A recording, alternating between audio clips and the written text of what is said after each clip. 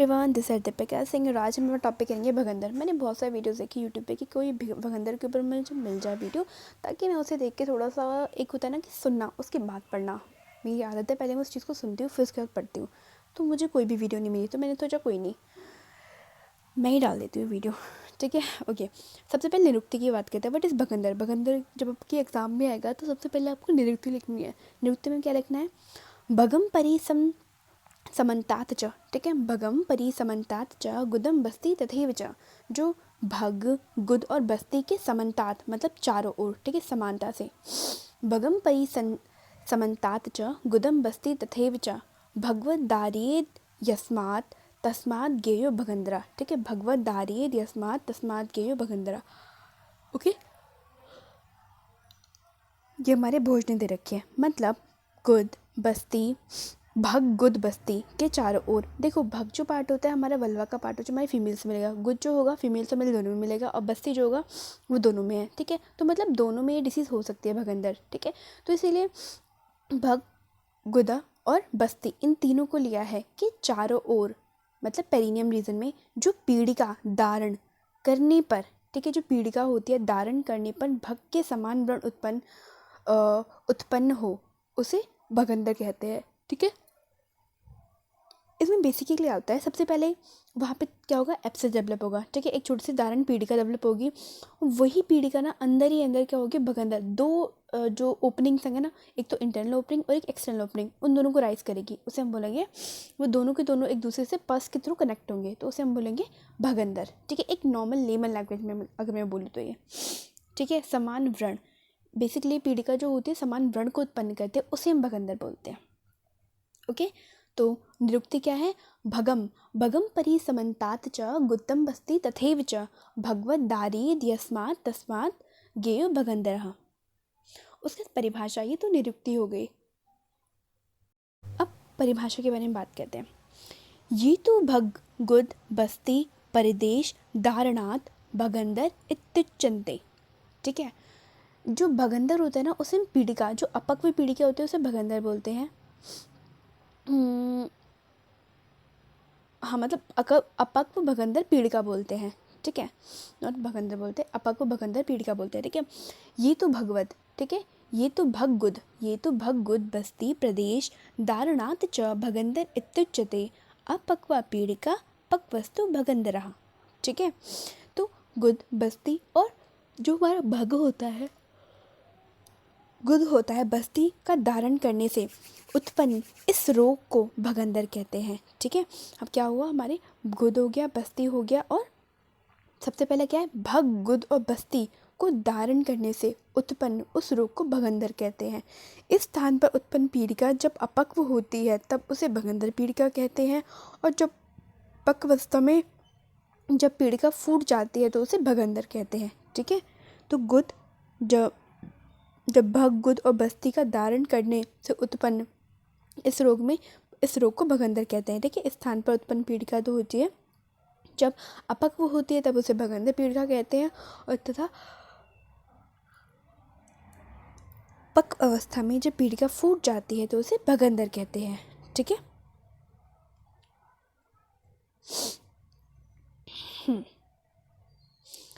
Okay. तो अगर कोई आपसे परिभाषा पूछे व्हाट इज भगंदर, क्या है भगंदर, तो आप उसके मुंह पे सीधा ये बोलना है आपने। ये बात उसको बिल्कुल स्पष्ट हो जाएगी। अगर आप ये श्लोक दे दोगे उसको ये श्लोक दे दोगे तो बिल्कुल से स्पष्ट हो जाएगा कि भगंदर क्या है। क्या बोलोगे आप? ये तो भग गुद बस्ती प्रदेश धारणा च भगंदर इत्युच्यते अपक्वा पीड़िका पक्वस्तु भगंदरा।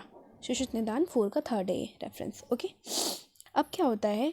इसको हम बोल सकते हैं कि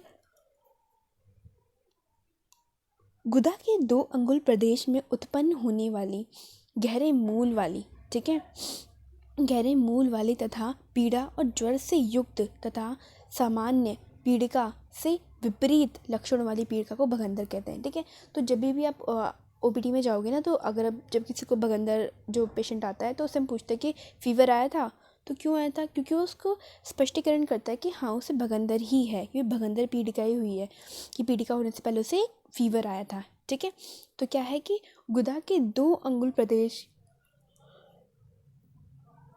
में उत्पन्न होने वाली, गुदा के 2 अंगुल प्रदेश में उत्पन्न होने वाली गहरे मूल वाली तथा पीड़ा और ज्वर से युक्त, ठीक है, गहरे मूल वाली होती है, पीड़ा और ज्वर से युक्त होती है। समान पीड़िकाओं के विपरीत लक्षण वाली पीड़िका को भगंदर पीड़िका कहते हैं, ठीक है। ओहो ये रहा, ओके। नाउ निदान। निदान क्या होता है, क्यों ऐसा होता है, किसी को भगंदर होता ही क्यों है, तो इसके निदान कॉसेस क्या होते हैं। कोई जो पेशेंट होता है ना, हाथी घोड़े आदि की अत्यधिक सवारी करता है, जिसे आजकल हम ऐसे कर सकते हैं जैसे ड्राइवर्स हो गए जो कि कंटिन्यूसली ड्राइविंग करते हैं, जैसे बसेस में हो गए, तो बसेस में क्या होता है कि कंटिन्यूसली उनकी बॉडी जो पूरी वाइब्रेट होती रहती है, ठीक है, तो उसको एक कॉज आप मान सकते हो, ठीक है। हाथी घोड़े आदि की अत्यधिक सवारी करते हैं, कठिन अथवा विषम स्थान पे विकृत रूप से और उत्कट अवस्था में बैठते हैं। जैसे पॉटी पोस्चर जो होता है ना, उस पोस्चर में ज़्यादातर बैठना लोगों का। और जैसे एक होता है ना कि जब हम सोते हैं तो हमें बिल्कुल प्लेन बिस्तर चाहिए होता है। ऐसे क्या होता है कि एक जगह उठा हुआ एक जगह बैठा हुआ ऐसे बिस्तर पे बहुत दिनों तक सो रहे हैं, या फिर ऐसे ही जो अनइवन सरफेस है ना उन पे बैठना, तो उससे भी क्या होगा कि जो हमारे पेरिनियम रीजन होगा ना वहाँ पे, हाँ वहाँ पे जो हमारा भगंदर उनके चांसेस बढ़ जाते हैं, ठीक है। ये उसका बेसिकली एक कॉज है। और अर्श में जितने भी कॉजेज बोल रखे हैं अर्श के निदान, वो सभी इसमें इंक्लूड करेंगे, ठीक है। सबसे पहले आपको क्या लिखना है कि घोड़े हाथी हो गए, घोड़े आदि की अत्यधिक सवारी करने से, कठिन हो गया, फिर विषम स्थान में विकृत रूप से, उत्कट अवस्था में बैठने से, और जो अर्श की उत्पत्ति के कारण होते हैं, दान होते हैं, उनका सेवन करने से, ठीक है। दिनचर्या के विपरीत पाप कर्म करने से, ठीक है। दिनचर्या में जैसे बताया हुआ है कि आपको अर्ली उठना है या जल्दी सोना है, ये सारे काम ना करके देवा स्वप्न कर रहे हो, तो ये सारी चीज़ें दिनचर्या के विपरीत काम कर रहे हो, साधु संत सज्जनों की निंदा करने से, ठीक है। साधु संतों के सज्जनों के उनकी निंदा करने से, बेसिकली निंदा करने से क्या होता है कि हमारे माइंड, अगर हम किसी की भी बुराई करते हैं ना, किसी सही पर्सन की बुराई करते हैं, तो हमारे दिमाग में कहीं ना कहीं होता है कि यार हम गलत कर रहे हैं, तो हमारे अंदर ना जो हमारे इंटरनल इन्वायरमेंट को हम खुद ही डिस्टर्ब करते हैं, ठीक है। तो यहाँ से एक कॉज है कि हमारा उसके बाद क्या होता है, मन की विकृति होती है, मन से फिर अग्नि की विकृति होती है, अग्नि से विकृति के बाद क्या होता है कि अगर एक बार अग्नि विकृति हो गई तो फिर कुछ भी आपको हो सकता है, कुछ भी। तो ये भी एक कॉज है, ठीक है। न संप्राप्ति, भगंदर होता कैसे है, इसमें है यह रोग पीड़िका से प्रारंभ होता है। सबसे पहले क्या होगा, पर्सन आपके पास आएगा कि उसे ना कुछ सूजन सी फील हो रही है, फीवर आया था उसे, बहुत ज़्यादा जो गुदभाग पे बहुत ज़्यादा पेन हो रहा है, पीड़ा हो रही है। और वहाँ पे आप देखोगे तो जब से एनालाइज करोगे, उसका लोकल एग्जामिनेशन करोगे, तो आपको पीड़िका देखने को मिलेगी कि पीड़िका आरंभ हो रही है। इसके पश्चात आभ्यंतर तथा बाह्य भाग में गुद भाग के 2 अंगुल अथवा 2 अंगुल क्षेत्र में व्रण की उत्पत्ति होती है, ठीक है। उस पीड़िका के जस्ट 2 अंगुल के अंदर ही अंदर ना, वो पीड़िका बेसिकली गुद के 2 अंगुल के बाहर ही होती है, कि मतलब नाप पर ही होती है, ठीक है। अब आप देखोगे 2 अंगुल के भीतर ही भीतर ना, आप गुद भाग के वहाँ पे आपको इंटरनल, अभ्यंतर और बाहर है, व्रण की उत्पत्ति दिखेगी कि ये जो ये पीड़िका तो यहाँ पे है। आपको एक और ट्रैक देखने को मिलेगा कि अंदर से पस जो हमारे एनल रीजन है, वहाँ से हमारे पस आ रहा है, ठीक है। आपको ये सारी चीज़ें देखने को मिलेंगी कि एनल रीजन में कोई, जब आप टच करोगे तो आपको एक थोड़े पॉइंट फील होंगे कि वहाँ पे आप टच करने पे क्या हो रहा है कि जो पस है, पस की फॉर्मेशन बाहर से इंक्रीज़ हो रही है, तो दैट मीन्स कि कहीं ना कहीं उसका कनेक्शन वहाँ से है, तो एक कनेक्शन सा बिल्डअप होगा, आपको देखने को मिलेगा। ये जो व्रण होता है ना, रक्त एवं मांस के आश्रित करता है, ठीक है। ये जो व्रण होता है ना, वो रक्त और मांस का आश्रय करता है, क्योंकि हमारा जो पेरिनियम रीजन है, जो हमारे बटक साल रीजन है, वहाँ पे मांस का आश्रय है, ठीक है। और वहाँ पे भगंदर है, तो वहाँ पे हाँ मांस है, और साथ में वहाँ पे जो ब्लीडिंग मतलब ब्लड है, ठीक है। तो ये इसका आश्रय ज़्यादा करता है, इसी का आश्रय मेनली करता है रक्त और मांस का, ठीक है। तो इसको थोड़ा सा डायग्राम से बनाती हूँ। जैसे हमारे बटक्स है, ठीक है, ये हमारा एनएस है, ठीक है। तो यहाँ पे आपको एक ओपनिंग देखने को मिलेगी, ठीक है। अब जब आप एनएस में पालपेट करोगे ना, तो आपको एनएस के पास कहीं ना कहीं ओपनिंग 2 अंगुल के अंदर ही आपको कहीं ना कहीं ओपनिंग देखने को मिलेगी, दूसरी पालपेट हो जाएगी आपको, ठीक है।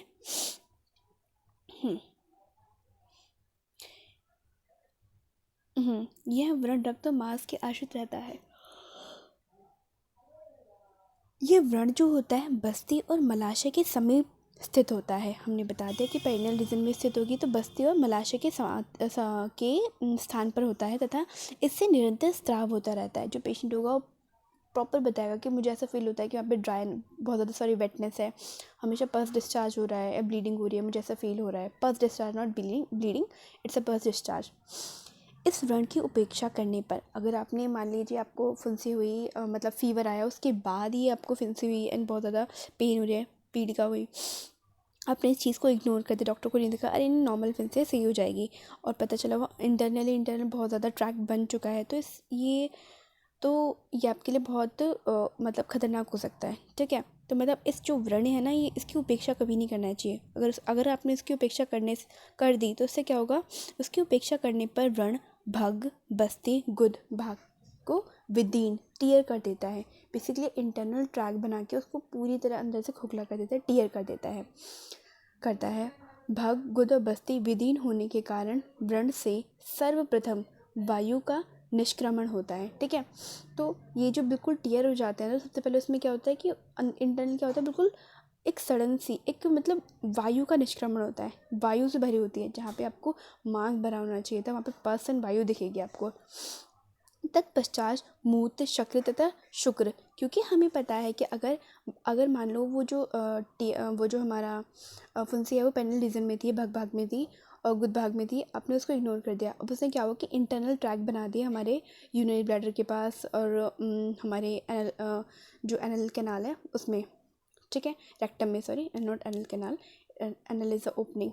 ठीक है, तो रेक्टम में उसने एक ओपनिंग बना दी, तो आपने उस चीज़ को भी इग्नोर कर दिया, तो इंटरनल पस फॉर्मेशन बहुत ज़्यादा हो जाएगी, वो फुंसी जो है अंदर अंदर बहुत ज़्यादा बढ़ जाएगी, रक्त मांस में पूरी तरह फैल जाएगी। अगर कोई चीज़ रक्त में है तो पूरी तरह बहुत जल्दी फैलती है वो। ठीक है, कोई भी इन्फेक्शन अगर रक्त में है तो बहुत जल्दी फैलता है। ठीक है, पूरे शरीर में, तो उस लोकल एरिया में, क्योंकि रक्त मांस का आशय है तो पूरे लोकल एरिया में फैल जाएगा। और इंटरनली आपको देखने को मिलेगा कि आपको मांस जो है वो पूरी तरह मतलब उसमें पस ही पस बना हुआ है, बहुत सारे ट्रैक, क्योंकि वो वायु का स्थान है। ठीक है, नीचे जो हमारा आशय होता है, नाभि के नीचे वायु का स्थान होता है, तो वहाँ पे वायु जो होता है ना इस ट्रैक को एक दूसरे से जोड़ के पूरा का पूरा नीचे का पार्ट जो होता है टीयर कर देती है। अगर एक दूसरे से मिला के वो टीयर कर देगी तो क्या होगा, मूत्र है वो भी वहीं से आना शुरू हो जाएगा, जो ओपनिंग थी। जो शक्रित है वो भी, मुझे पॉटी जो है वो भी वहीं से आना शुरू हो जाएगी, एंड शुक्र है वो भी वहीं से आना शुरू हो जाएगा। ठीक है, और अनेक छोटे छिद्रों की निष्क्रमता मतलब सिक्रीशन होता रहता है, छोटे छोटे छिद्रों से सिक्रीशन होता रहता है, बहुत सारे एक्सटर्नल ओपनिंग बना देगी। ठीक है, अगर हमने इस चीज़ को इग्नोर किया तो। ठीक है, तो बेसिकली क्या था, शुरू कहाँ से, एक पीड़िका जो कि हमें एक जो पीड़ायुक्त पीड़िका थी जो कि हमें ज्वर के बाद उत्पन्न हुई। उसके बाद हमने देखा कि गुदा के 2 अंगुल अथवा 1 अंगुल क्षेत्र में व्रण की उत्पत्ति हो जाती है, कि गुदा के 2 अंगुल में ही अपने व्रण की उत्पत्ति हो गई कि हमें इंटरनली कुछ फील हो रहा है। ठीक है, और हमने देखा कि रक्त और मांस का आश्रय करती है, और जो व्रण है ना बस्ती और मलाशय के समीप होता है, इससे निरंतर स्त्राव होता है, निरंतर इससे स्त्राव होता है। ये खुद वो बता रहा है कि मैं स्त्राव हो रहा है, मुझे अभी रोक लो, अभी रोक लो। अगर आपने उसे इग्नोर कर दिया तो क्या होगा, गुद बस्ती और भाग में विदीन करता है, भग, गुद और बस्ती विदीन होने के कारण व्रण में सर्वप्रथम वायु का निष्क्रमण होता है, क्योंकि आपने उस पर ध्यान नहीं दिया। किसी चीज़ को आप लॉन्ग टर्म के लिए छोड़ोगे तो क्या होगा कि वहाँ पर जो धातु है बिल्कुल वहाँ पे टीयर होना शुरू हो जाएगा। धातु अगर ख़राब होना शुरू हो जाएगी, सबसे पहले उसमें कौन सा दोष बढ़ेगा, सबसे पहले उसमें वात का दोष बढ़ेगा। ठीक है, तो वायु उसमें आश्रय ले लेगा, उसके बाद क्या होगा, वायु इतनी सारी ओपनिंग बना देगा कि वहाँ पे आपको वहाँ पे छोटे छोटे छिद्रों से भी जो है आपको मूत्र, शक्रित और शुक्र ये सारे आना शुरू हो जाएंगे। ठीक है, हाँ, तो आपको इंडिकेशन कैसे होगी पूर्व रूप की, हाँ जी प्रीडोमिनल सिम्टम्स क्या होंगे कि हाँ जी हमें भगंदर होने वाला है, तो उसमें क्या होगा कि ते शांत पूर्व रूपाणी, कटी कपाल वेदना, कटी में पीड़ा और गुद में कंडू। ठीक है, कटी में कमर में बहुत ज़्यादा पीड़ा होगी आपको, एंड गुद में जो आपका गुद है उस पार्ट में बहुत ज़्यादा ईचिंग होगी आपको, कि यार बहुत ज़्यादा ईचिंग सी हो रही है, वहाँ पे दाह होगी कि आपसे बैठा नहीं जा रहा, आपको बहुत मतलब वो सा फील हो रहा है, जलन सी फील हो रही है, एंड शोथ, सूजन, ये पूर्व लक्षण है। ठीक है, सबसे पहले क्या होगा, अगर फुंसी जो ज्वर के बाद आई तो ये तो हमारे ये है कि हाँ जी फुंसी अब उत्पन्न ही हो गई ज्वर के बाद। ठीक है, तो आप कुछ कर नहीं सकते, लेकिन आपको पूर्ण रूप दिख रहे हैं अगर आपको कि कटी में कमर में बहुत ज़्यादा पेन हो रहा है, गुद में कंडू हो रहा है, दाह हो रही है और शोथ, ठीक है, गुद में बहुत ज़्यादा कंडू इचिंग हो रही है, बहुत ज़्यादा दाह हो रही है, बर्निंग सेंसेशन हो रही है, शोथ हो रहा है, तो ये इसकी पूर्व रूप होती है। ठीक है, हमारे भगंदर के कौन कौन से, सबसे पहला कटी में पीड़ा होगी, गुद में क्या होगा, कंडू होगा, दाह होगी और शोथ होगा। ठीक है, 3 चीज़ें होंगी। तो कटी कपाल वेदना, कंडू दाह शुभश्चा गुदा से भवंती, ये हमारे शिष्य ने बताया निदान स्वयं 4/5 में। और भी बताया है, किसी रथ आदि पर सवारी करने से, मलक्या त्याग करने से गुद में कंडू पीड़ा, दाह तथा शोथ का होना और कटी शूल होना, ये भगंदर के पूर्व रूप है। वही है कि आप किसी रथ आदि की सवारी कर रहे हो, बहुत ज़्यादा रथ पे चल, मतलब थोड़ी बहुत सवारी भी कर लिया आपने, और जब डिफेकेशन कर रहे हो, मल त्याग कर रहे हो, उसमें क्या हो, उस टाइम पे आपको गुदा में कंडू होगी और बहुत ज़्यादा पीड़ा बहुत फील होगी और दाह बर्निंग सेंसेशन होगी, सूजन होगा। ठीक है, और कटी बहुत ज़्यादा शूल होगा, कटी में बैकएक होगा, तो इसको भगंदर के पूर्व रूप समझो। ठीक है ना। भगंदर के भेद कितने होते हैं भगंदर के? भगंदर के भेद जो है इसको हम यहाँ समझेंगे। हाँ, भगंदर के भेद जो है हमारे शुश्रुत जी ने 5 बताए हैं, आचार्य वाग्भट जी ने 8 बताए हैं। ठीक, 3 एक्स्ट्रा बताए हैं। तो शुश्रुत जी ने जो 5 बताए हैं वो कौन कौन से? शतपौनक। शतपौनक क्या होता है? वात की वृद्धि होती है जब। ठीक है, शत के बाद है उष्टग्रीवा। उष्टग्रीवा क्या होता है? पित्त की वृद्धि होती है। ठीक है, परिस्त्रावी। परिस्त्रावी कफज है। ओके, शंबुक आवर्त सन्निपात है, उन्मार्गी आगंतुज है। ठीक है, इसको आप याद कैसे करो? देखो, शतपौनक जो होता है बेसिकली वो भगंदर, इसमें बहुत सारे छिद्र होते हैं, शत मतलब 100 से छिद्र होते हैं, तो सीधा ये वाती जाएगा वो। ठीक है, उष्ट्र उष्ण वाली है। ठीक है, उष्ट्रगीवा में उष्ण कुछ फील हो रहा है तो पित्तज। परिस्रावी, परी है ना, तो परी में क्या होगा कि कफ, परिस्रावी कफ है। ठीक है, शंभु कार्तव में आप सन्निपातज लिखो, उन्मार्गी में आगंतुज, उन्मार्गी मतलब बाहर से है, आगंतुज होगा। ठीक है, सेम फॉर वाग्भट ने भी ये बोला, शतपौनक पे बात होगा, उष्टग्रीवा में हमारा पित्त होगा, परिस्रावी में कफ होगा, एंड शंभुकावर्त में हमारा सन्निपात हो जाए, उन्मार्गी में आगंतुज होगा। परिक्षेपित, परिक्षेपित जो होता है वात और पित्त है। ठीक है, परिक्षेपित क्या होता है? वात और पित्त होता है। अश्वभगंधर कफ पित्तज होता है। ठीक है, परिक्षेपी जो होता है वात पित्तज होता है, अश्वभगंधर कफ पित्तज होता है। ठीक है, परिक्षेपी जो होता है वो वात पित्तज होता है। परिक्षेपी, ठीक है, वात पित्तज है, क्योंकि पा से, जैसे परिक्षेपी पा से शुरू हो रहा है तो पित्त होगा, तो पित्त को हमेशा, क्योंकि यहाँ पे दाह निरंतर है। ठीक है, तो वैसे बात तो पित्त ही हो गए। ठीक है, वैसे इसको हमने ऐसे याद कर रखा है कि प और री, परी आप ऐसे को प और ऋषि, ऋषि। ठीक है, परिक्षेप में क्या होगा? वात पित्त है, अश्वभगंधर में पित्त कफ है, एंड ऋजु भगंदर में वात कफज है। ठीक है, अश्वभगंधर कफ पित्तज है। ओके, नाउ बात करते हैं शतपौनक की। शतपौनक भगंदर में क्या होता है कि यहाँ से हम देखते हैं, मिथ्य आहार विहार के सेवन करने से शरीर में प्रकोपित वायु, हमने बताया शतपौनक क्या होता है, वायु जो होता है वो प्रधान होती है। तो वायु जो होता है गुदा में चारों ओर या एक अंगुल स्थान में के क्षेत्र में मांस और रक्त को दूषित करके रक्त वर्ण की पीड़िका को उत्पन्न करता है। ठीक है, मांस और रक्त को दूषित करके रक्त वर्ण की पीड़िका को उत्पन्न करता है। मांस को, रक्त को तो सभी दूषित करेंगे, उसमें रक्त वर्ण की पीड़िका को उत्पन्न करता है। इस प्रकार के भगंदर को शतपौनक कहते हैं। ठीक है, हमने क्या देखा पहले कि कोई भी मिथ्या आहार विहार जिससे कि वातदोष प्रकोपित हो गया, वातदोष प्रकोपित के बाद उसने क्या किया, मांस और रक्त आश्रय करके रक्त को दूषित करके रक्तवर्ण की पीड़िका को उत्पन्न कर दिया। इस प्रकार के भगंदर को शतपौनक कहते हैं। लक्षण क्या होता है? यह पीड़िका रोगी के गुद प्रदेश में सुई चुभने के समान पीड़ा आदि लक्षणों को उत्पन्न करती है। ठीक है, शतपौनक में क्या होता है? पीड़िका जो होती है वो गुद प्रदेश में सुई चुभने के समान पीड़ा आदि लक्षणों को उत्पन्न करती है। ठीक है, सुई चुभने के समान सुई चुभने के समान पीड़ा आदि लक्षणों को उत्पन्न करती है। ठीक है, जो पीड़िका होती है वो रोगी के गुद प्रदेश में सुई चुभने के समान पीड़ा आदि लक्षणों को उत्पन्न करती है तथा चिकित्सा ना करने पर पाक को प्राप्त होती है। सबसे पहले तो बेसिकली क्या होगा, वहाँ पे सुई चुभने जैसी जो पीड़िका होंगी वो उत्पन्न होगी, चिकित्सा ना करने पर उसमें पाक हो जाएगा। इस पीड़िका का विदीन रक्चर होने पर उत्पन्न व्रण जो होता है मूत्राशय के पास में होने से आर्द्र मतलब हमेशा वेट रहता हुआ चलनी के समान मतलब सीव लाइक छोटे छोटे छिद्रों से पूर्ण हो जाता है। ठीक है, इसमें क्या होता है, बहुत सारे छिद्र हो जाते हैं। इस पीड़िका के विदीन रप्चर होने पर उत्पन्न हुआ व्रण जो होता है मूत्राशय के पास में होने से आर्द्र रहता है और चलने के समान छोटे छोटे छिद्र से पूर्ण हो जाता है। इस भगंदर में छोटे व्रण बन जाते हैं तथा वे निरंतर स्वच्छ और फेनयुक्त स्राव का स्रवण करते हैं। इसमें क्या हुआ, छोटे छोटे व्रण बन गए जिसमें कि निरंतर क्या होता है, फेनयुक्त स्राव होता है। ठीक है, स्वच्छ होता है, बिल्कुल स्वच्छ होता है और फेनयुक्त स्राव होता है करते हैं। यह व्रण जो होता है ना, ताड़न, भेदन, छेदन, सूचिवेदन और गुद अविदीन होने के समान पीड़ा युक्त होता है। जो व्रण होता है बहुत ज़्यादा ताड़न, छेदन, सूचिवेदन और गुद अवदीन होने के समान पीड़ा से युक्त रहता है। इसकी उपेक्षा करने से भगंदर के छिद्रों में वात हो गया, मूत्र हो गया, मल तथा वीर का स्राव होता है। ठीक है, अगर इसकी उपेक्षा कर देंगे, भाई जी हमने देख रहे हैं, इग्नोर करो, छोड़ो यार, हम डाइपर लगा लेंगे बट हम देखेंगे नहीं, इसको ट्रीट नहीं करेंगे, तो इससे क्या होगा कि उस छिद्र में से वात होगा, मूत्र होगा, मल होगा, वीर्य होगा, इन सबका स्राव हो जाएगा। ठीक है, तो हमने क्या देखा सतपनक में मित्र आहार विहार खाया हमने, और शरीर में प्रकुपित वात जो था खुद के चारों ओर एवं एक अंगुल स्थान में क्षेत्र में मांस एवं रक्त से को दूषित करके रक्त वर्ण की पीड़िका को उत्पन्न कर दिया उसने।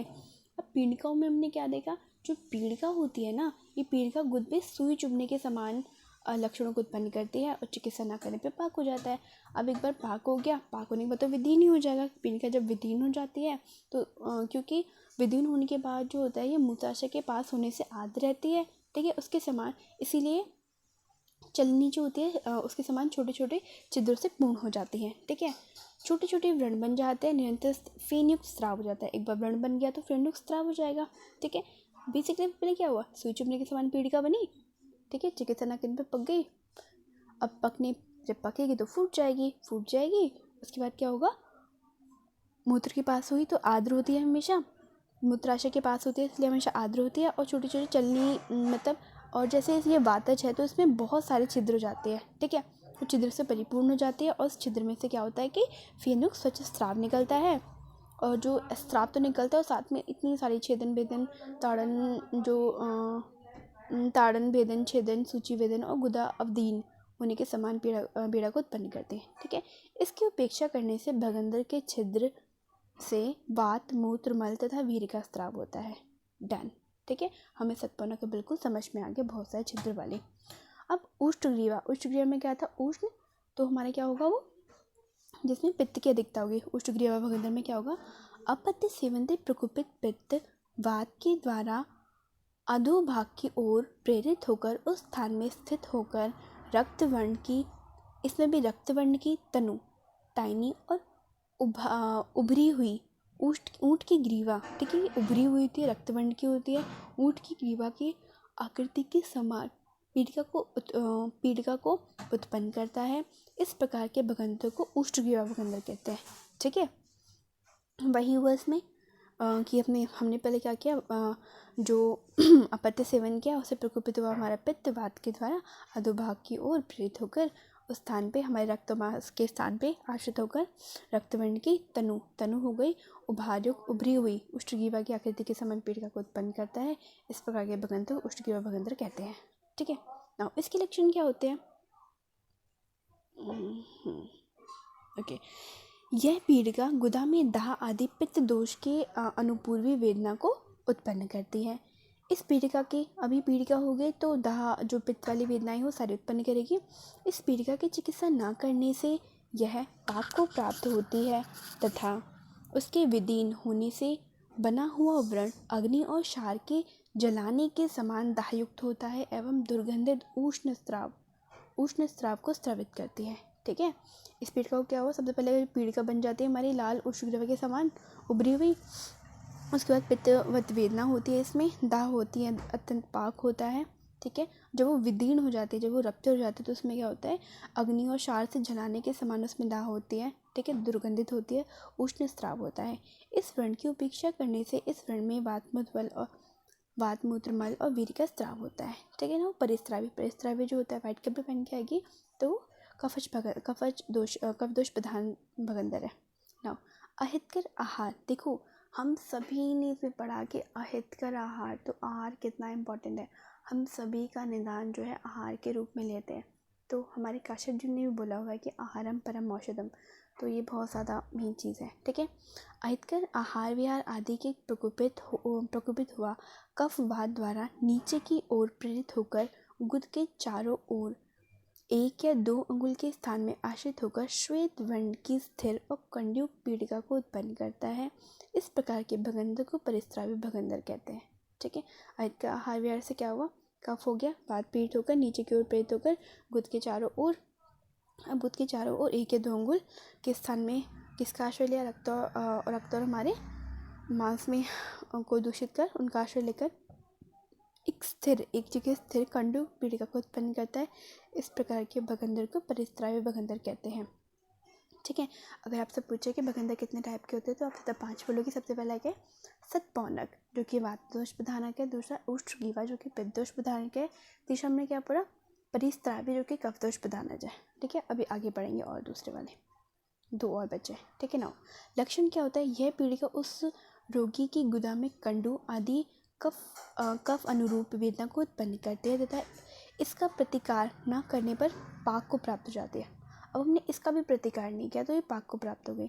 इससे उत्पन्न व्रण स्पर्श में कठोर, संरंभ युक्त और कंडयुक्त तथा निरंतर पिच्छल स्राव का उत्सर्ग करता है। ठीक है, इससे जो उत्पन्न हुआ व्रण जो होता है ना, वो हमेशा स्पर्श में कठोर हार्ड होता है,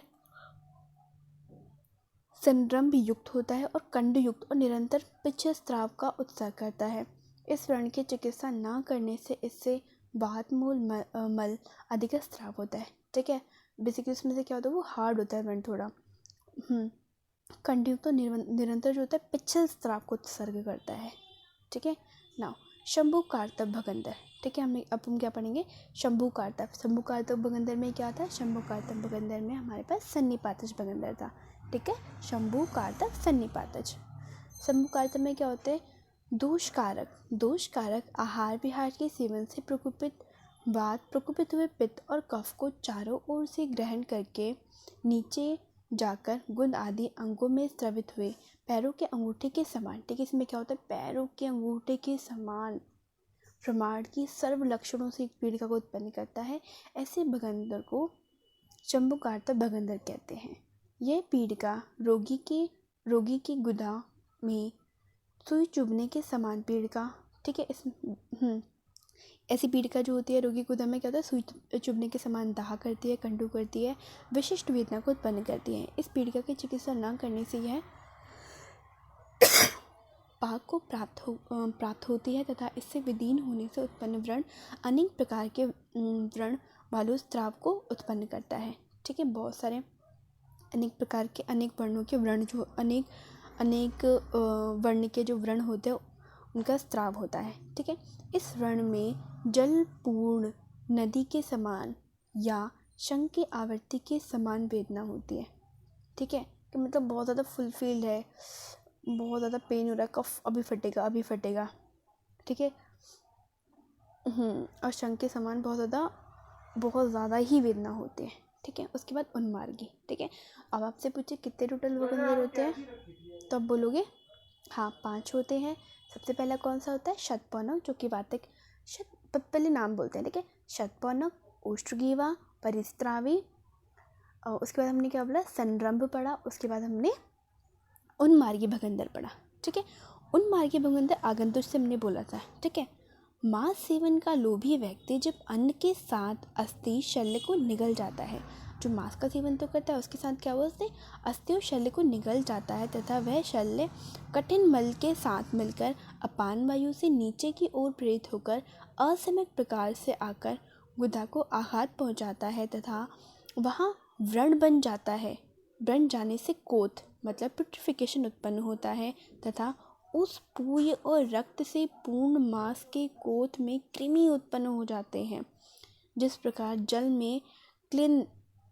प्रकार जल से क्लिद्ध हुई भूमि में कृमि उत्पन्न हो जाते हैं। ठीक है, जल से भीगी हुई जो ज़मीन होती है उसमें कृमि उत्पन्न हो जाते हैं। वैसे ही यहाँ पे क्या हुआ, सबसे पहले उसने जो मांस का सेवन ज़्यादा करते हैं उनमें क्या हुआ कि उसने शल्य को, अस्थि वगैरह को भी निगल लिया। उसके बाद क्या हुआ, वो शल्य जो है मल के साथ मिलकर अपान वायु से नीचे की ओर प्रेरित हुआ, असमक प्रकार से टेढ़ा मेढ़ा होकर आकार गुदा में आघात कर दिया तथा वहाँ व्रण बन जाता है। व्रण बन जाने से कोथ मतलब पिट्रिफिकेशन, वहाँ पे थोड़ा हीलिंग स्टार्ट होगी, वहाँ पे थोड़ा सा हीलिंग स्टार्ट होगी, उत्पन्न होता है। और हीलिंग में सबसे पहले पुई बनेगा। अगर कोई चीज़ व्रण हुआ तो उसमें पहले पुई बनेगा। पुई और रक्त से पूर्ण मांस, ठीक है, उस मांस के कोथ में कृमि उत्पन्न जब हो जाते हैं ना, उसमें कृमि उत्पन्न हो जाता है, ठीक है, जैसे कि हमारी गीली भूमि पे कृमि उत्पन्न हो जाता है वैसे ही, ठीक है। तो उस गीले मांस के कोथ में क्या होता है कि कृमि उत्पन्न हो जाते हैं।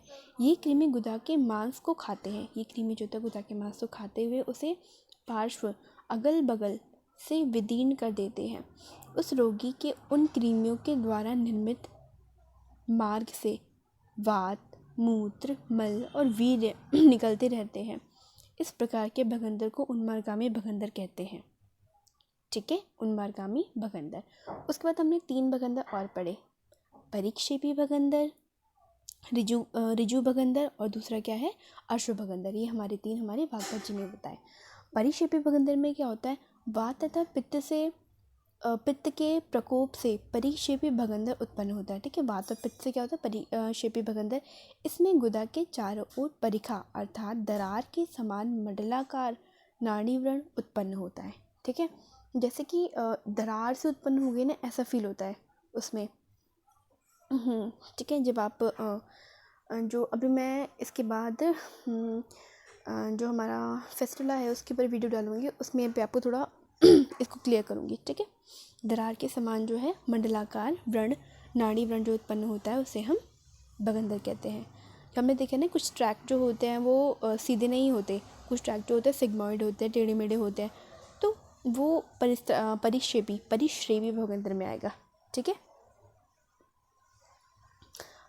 एक परिस्त्रावी है, एक परिश्रेपी है। परिस्त्रावी किसमें है, वो कौन सा है, जिसमें कफज की प्रधानता होती है। परिश्रेपी कौन सा है, जिसमें वात और पित्त की प्रधानता होती है, ठीक है।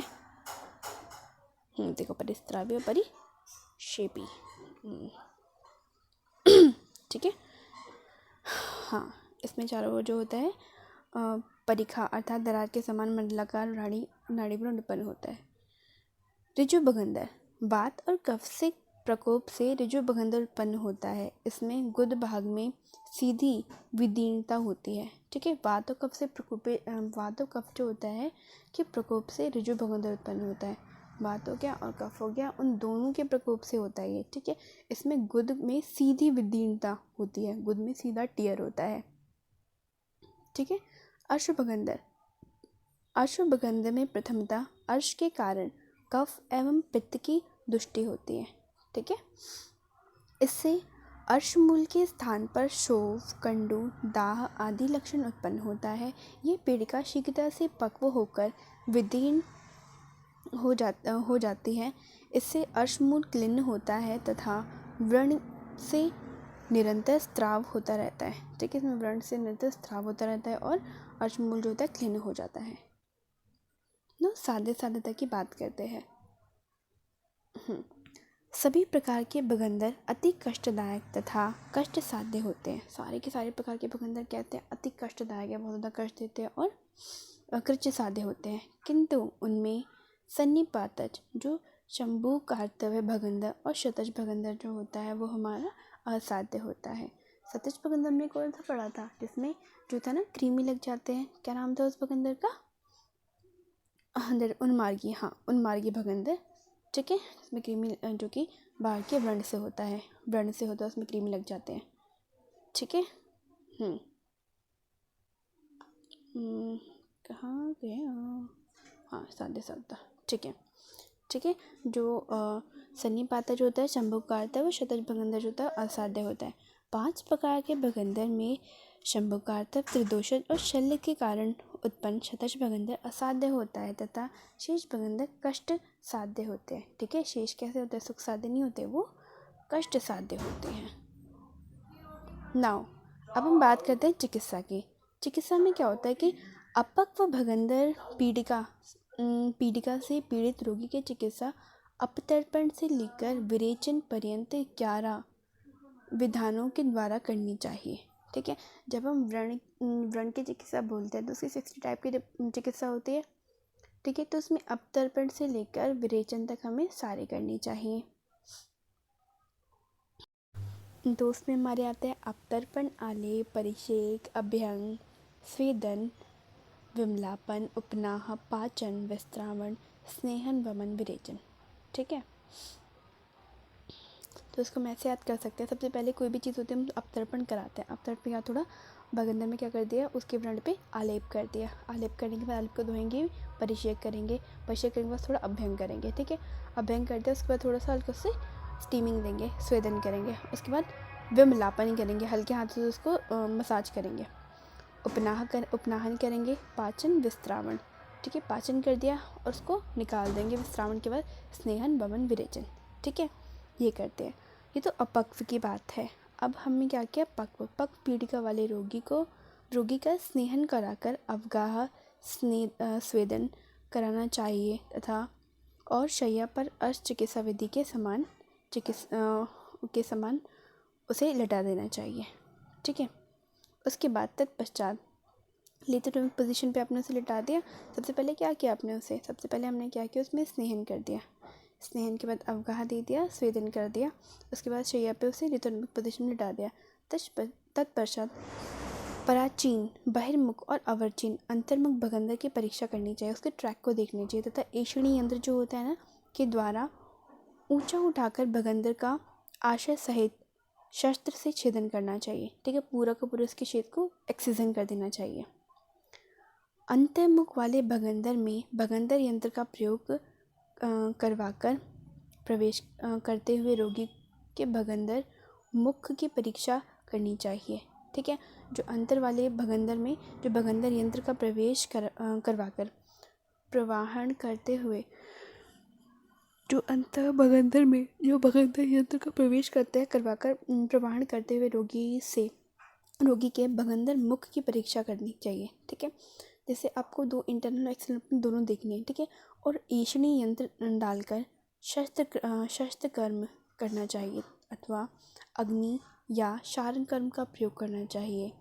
सभी भगंदरों हेतु का यह सामान्य चिकित्सा विधि है। ये बेसिकली सभी में सामान्य चिकित्सा विधि है कि सबसे पहले क्या करोगे, आप उसे स्नेहन करोगे, यहाँ पे स्वेदन करोगे, लिथोटोमिक पोजीशन में लिटा दोगे। उसके बाद हमने क्या करोगे कि बाहरमुख और अंतर्मुख जो होते हैं मतलब प्राचीन और अवाचीन भगंदर की परीक्षा करनी चाहिए और एषणी यंत्र के द्वारा कुछ ऊंचा उठाकर भगंदर का आशय सहित शस्त्र से छेदन करना चाहिए। ठीक है, उसके बाद अंतर्मुख वाले भगंदर का प्रवेश भगंदर यंत्र का प्रवेश कराकर प्रवाह करते हुए उसमें जितना पस है उसको निकालते हुए रोगी के भगंदर मुख की परीक्षा करनी चाहिए और एषणी यंत्र डालकर शस्त्रक्रम करना चाहिए। ठीक है, शस्त्रक्रम करेंगे अथवा यंत्रोपचार का प्रयोग करना चाहिए। सभी भगंदरों हेतु यह सामान्य चिकित्सा विधि है। अब ना शतपौनक चिकित्सा होती है। शतपौनक भगंदर में सर्वप्रथम नाड़ियों के मध्य में व्रण बनाना चाहिए। शतपौनक भगंदर में सर्वप्रथम जो नाड़ियों के मध्य में व्रण बनाना चाहिए। ठीक है, जो बहुत सारे छिद्र रखे ना उनमें मध्य में व्रण को बनाना चाहिए और इस व्रण के ठीक हो जाने पर शेष नाड़ी की चिकित्सा करनी चाहिए। ठीक है, एक दूसरे के संबंधित जुड़े हुए नाड़ी में व्रण बाहर से बनाने चाहिए। जैसे दो हमें ट्रैक दिख रहे हैं तो बाहर से ट्रैक बनाओगे और इसको ना बेस्ट जो होंगे फिलहाल तो हम इसको पढ़ ही लेते हैं। शतपौनक भगंदर में सर्वप्रथम क्या करें, नाड़ी के मध्य में व्रण बनाना चाहिए और इन व्रणों के ठीक हो जाने पर शेष चिकित्सा करनी चाहिए। एक दूसरे से संबंधित जुड़े हुए नाड़ी में बाहर दो से जुड़े हुए से बीच में से काटो, मतलब वहाँ पे आपको खुद व्रण बनाना है। जो शल्य चिकित्सक एक दूसरे से संबंधित बिना जुड़े हुए नाड़ी में एक ही प्रकार से छेदन करता है तो वह रोगी के व्रण को फैला देता है तथा गुदा के विदीर्ण कर देता है। उस रोगी की विवृत मतलब ब्रॉड व्रण मार्ग से मलमूत्र का स्राव होता है तथा प्रकोपित वायु आंतों पर गुदा में शूल को उत्पन्न कर देती है। मतलब दो अगर आपको ट्रैक्ट अलग अलग दिख रहा है तो उसको जोड़ने की ज़रूरत नहीं है, आप उसको इंडिविजुअली ट्रीट करो। ऐसी परिस्थिति में शल्य शास्त्र से निपुण चिकित्सक भी निसंदेह घबरा जाते हैं, इसलिए शतपनक भगंदर में व्रण को अधिक विविध चौड़ा नहीं करना चाहिए। ठीक है, शतपनक भगंदर में अर्धांगुल मतलब आधे हल के आकृति के समान या लांगलक। ठीक है, अर्ध लांगलक या फिर लांगलक पूरे हल की आकृति के समान सर्वतोभद्रक या गोतीर्थक व्रण बनाना चाहिए। ठीक है, जैसे ये देखो, जैसे यहाँ पे आपको दो ट्रैक जैसे हमारा गुदा है। ठीक है, यहाँ पे आपको दो ओपनिंग दिख रही है, इसकी इंटरनल ओपनिंग यहाँ पे है। ठीक है, तो आप एक हल के समान उसमें ट्रैक बनाओगे। ठीक है, हल के समान ये। ठीक है, आप ऐसा मत करो कि इनको जोड़ना, वो आप पूरा ट्रैक फ्री पूरा का पूरा फैला दोगे। ओके, उसमें क्या होगा, उसमें या तो अर्धलांगलक या फिर लांगलक उसमें इस आकृति का व्रण बनाओगे, अथवा